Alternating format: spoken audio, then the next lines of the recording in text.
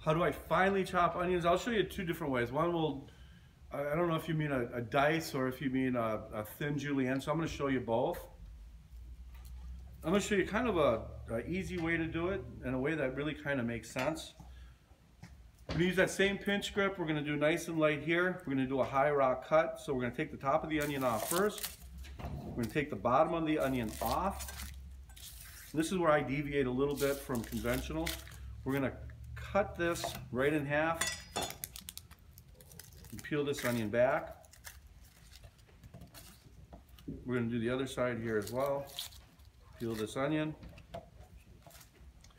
So if you're going to julienne the onion, you're going to use that same pinch grip, that same forward down.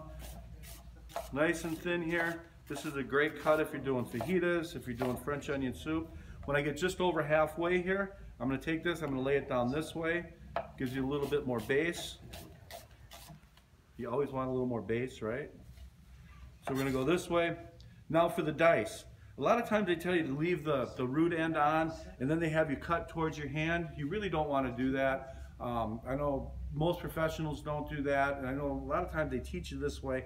I don't like that way. What I like to do is tell people to put it up on end here. This way it stays nice and flat. I'm going to cut it just about all the way through.